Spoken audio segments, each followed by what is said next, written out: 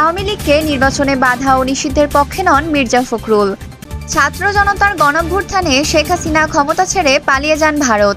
এ অভ্যুত্থানে ১৫০০-এর বেশিও ছাত্র জনতা প্রাণ হারিয়েছে। বর্তমানে দেশ চালাচ্ছে অন্তর্বর্তী সরকার। আলোচনা চলছে ১.৫ দশকের বেশি সময় ধরে ফ্যাসিস্ট কায়দায় দেশ চালানো আওয়ামী লীগের রাজনীতিতে ফেরা এবং পরবর্তী নির্বাচনে অংশগ্রহণ নিয়ে। শেখ হাসিনা পালিয়ে যাওয়ার পর থেকেই আওয়ামী লীগ ও তাদের ঘনিষ্ঠ সহযোগী ১৪ দল নিষিদ্ধের দাবি উঠেছে সর্বমহল থেকে। তবে বিএনপি মহাসচিব মির্জা ফখরুল ইসলাম আলমগীর মনে করেছেন, আওয়ামী লীগকে আসন্ন জাতীয় সংসদ নির্বাচনে অংশগ্রহণে বাধা দেওয়া বা ফ্যাসিবাদী রাজনৈতিক দল হিসেবে নিষিদ্ধ করা উচিত নয়, কারণ উভয় কর্মকাণ্ডই গণতান্ত্রিক চর্চাকে দুর্বল করবে। গত মঙ্গলবার ১ অক্টোবর বার্তা সংস্থা ইউএনবিকে দেওয়া এক সাক্ষাৎকারে এমন কথা বলেন তিনি। মির্জা ফখরুল রাজনৈতিক পটভূমিতে আওয়ামী লীগের শক্তিশালী প্রত্যাবর্তনের সম্ভাবনা নিয়ে সংশয় প্রকাশ করে বলেন, দলটি রাজনৈতিকভাবে দেউলিয়া হয়ে পড়েছে এবং জনবিরোধী কার্যকলাপের কারণে জনসাধারণ ও তরুণ প্রজন্ম থেকে ক্রমশ বিচ্ছিন্ন হয়ে পড়েছে। সাক্ষাৎকারে তিনি ১/১১-র মতো একটি সম্ভাব্য বিরাজনীতিকরণের বিষয়েও উদ্বেগ প্রকাশ করেন। একই সঙ্গে তিনি রাজনৈতিক দলগুলিকে সতর্ক থাকতে এবং দায়িত্বশীলভাবে কাজ করার আহ্বান জানান।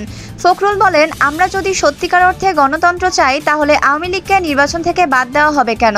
আওয়ামী লীগের মতো পুরনো রাজনৈতিক দল নির্বাচনে অংশ নিতে চাইলে জনগণকে তাদের ভাগ্য নির্ধারণের সুযোগ দেওয়া উচিত। আওয়ামী লীগ সম্পর্কে তার বোঝাপড়া ও উপলব্ধির ভিত্তিতে বিএনপি নেতা বলেন, বর্তমান অন্তর্বর্তী সরকারের অধীনেই দলটি নির্বাচনে অংশ নেবে। ১৯৭৫ সালে এত বড় ঘটনা ও পরিবর্তনের পর আওয়ামী লীগ নির্বাচন বর্জন করেনি, নির্বাচনে যোগ দিয়েছেন এবং আমি মনে করি এটাই ছিল দলের জন্য সঠিক কৌশল। ফখরুল বলেন, নির্বাচন বর্জন গণতান্ত্রিক দলগুলোর জন্য সবসময় সঠিক পন্থা নয়, যদিও কখনো কখনো আন্দোলনের অংশ হিসেবে নির্বাচন বর্জন করা যেতে পারে, যেমনটি আমরা করেছি। এটি একটি বৈধ সিদ্ধান্ত ছিল। যাই হোক, যখন একটি দল চ্যালেঞ্জের মুখোমুখি হয় তখন পুনরুদ্ধারের জন্য বিভিন্ন উপায় থাকে এবং নির্বাচনে অংশগ্রহণ সেই পথগুলির মধ্যে একটি, যা এগিয়ে যাওয়ার জন্য অনুসরণ করা উচিত। তিনি আরও উল্লেখ করেন, রাজনৈতিক দল নিষিদ্ধ করা বা নির্বাচন থেকে নির্দিষ্ট দলকে বাদ দেওয়াই নেতিবাচক প্রবণতা একটি ত্রুটিপূর্ণ রাজনৈতিক সংস্কৃতি থেকে উদ্ভূত। উদাহরণস্বরূপ, জামায়াত ইসলামীকে নিষিদ্ধ করা একটি ন্যায়সঙ্গত সিদ্ধান্ত ছিল না। ফলাফল কি হয়েছে? জামায়াত এখন রাজনীতিতে ফিরেছে। সুতরাং আমি বিশ্বাস করি না যে সরকারের পক্ষে এমন সিদ্ধান্ত চাপানো সঠিক পদক্ষেপ। ফখরুল অবশ্য বলেন, আওয়ামী লীগ নির্বাচনে যোগ দিলেও গণতান্ত্রিক আন্দোলন দমনে নৃশংস কর্মকাণ্ড ও নৃশংস ভূমিকার জন্য দেশের জনগণ তাকে ত্যাগ করবে। আন্তর্জাতিক অপরাধ আইন ১৯৭৩-এর একটি খসড়া সংশোধনীর অধীনে আওয়ামী লীগকে ১০ বছরের জন্য নিষিদ্ধ করার সম্ভাবনা সম্পর্কে এক প্রশ্নের জবাবে তিনি স্বীকার করেন যে এই পদক্ষেপটি একটি আইনি কাঠামোর মধ্যে প্রস্তাব করা হয়েছে। মানবতা বিরোধী অপরাধের জন্য নিষিদ্ধ করা হবে, তবে গণতান্ত্রিক দৃষ্টিকোণ থেকে এটি কতটা উপযুক্ত হবে তা আমি অনিশ্চিত। তিনি যোগ করেছেন। ফখরুল বলেন, রাজনৈতিক চর্চা বাধাগ্রস্ত না হলে দেশের জনগণ যে কোনো দলের অপকর্মের জবাব দেবে এবং ফ্যাসিবাদী দলের কর্মকাণ্ডের মোকাবেলায় উপায় খুঁজে বের করবে। ব্যক্তিগতভাবে আমি আওয়ামী লীগকে নিষিদ্ধ করার পক্ষে নই, কোনো রাজনৈতিক দলকে নিষিদ্ধ করার পক্ষেও নই।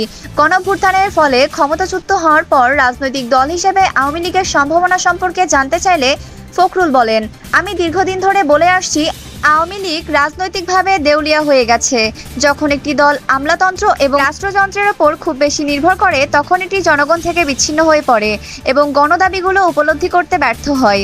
আওয়ামী লীগের ক্ষেত্রেও তাই হয়েছে। তিনি বলেন, আওয়ামী লীগের সবচেয়ে বড় ক্ষতি হলো জনগণের সঙ্গে তাদের আস্থা, বিশেষ করে তরুণ প্রজন্মের সঙ্গে যোগাযোগ কমে যাওয়া। যদিও আওয়ামী লীগ রাজনীতিতে জড়িত থাকতে পারে, তবে দলটি কার্যকরভাবে জনগণের সাথে পুনরায় সংযোগ স্থাপন এবং অদূর ভবিষ্যতে তাদের আস্থা পুনরুদ্ধার করতে পারবে কিনা তা অনিশ্চিত। ফখরুল বলেন, ছাত্র নেতৃত্বাধীন গণঅভ্যুত্থানে কৃতিত্ব কোনো একক দল নিতে পারবে না, কারণ এটি ছিল একটি স্বতঃস্ফূর্ত আন্দোলন, যাতে ফ্যাসিবাদী আওয়ামী লীগ শাসনের বিরুদ্ধে তাদের প্রবল ক্ষোভের কারণে সমাজের সর্বস্তরের মানুষ জড়িত।